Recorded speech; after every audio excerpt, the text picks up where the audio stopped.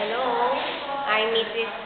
Carmelita Pangilinan, the canteen manager of the school managed canteen here in High School, Quezon City, Philippines.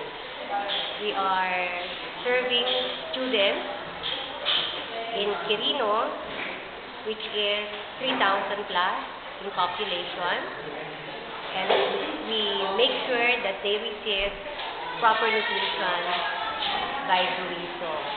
We encourage each student to eat well-balanced meals, and so we encourage them to buy from us everyday vegetables for 10 pesos, and we also offer other freshly cooked food which are very low in prices. We also offer hot breakfast meals for 6 pesos per bowl, and the choices are macaroni soup, lomi, binatang halo-halo, and arroz. And for the regular snack food, we also have different choices of 5 pesos each. And we have carioca, native delicacy. We have biko, another native delicacy. We have waffles for 5 pesos. And baked products, cupcakes for 5 pesos.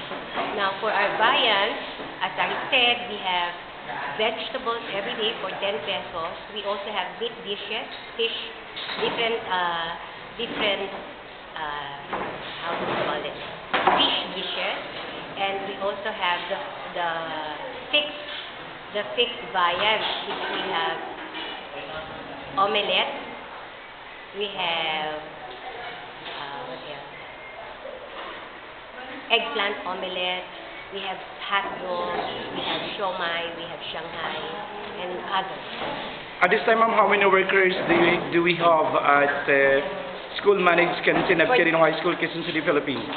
For this particular school managed canteen, we have three food service personnel. All of them are trained to cook. Okay. One is for the baked product. I call her pastry chef, and the two are for regular meals, cooking regular meals. Okay, last question, ma'am. How do you give back to your mission and vision of the school managed canteen? Okay. We allot 35% from the gains, and this 35% is spent for the nutrition program, where we conduct 3 times a week, free meals for undernourished students, and mostly first year, and those who were recommended by their advisors because of lack of financial support from the parents. Thank you so much, ma'am. Okay, that is a very humanitarian act to help the students of Quirino High School, Quezon City, Philippines. Thank you so much, ma'am, and God bless us all.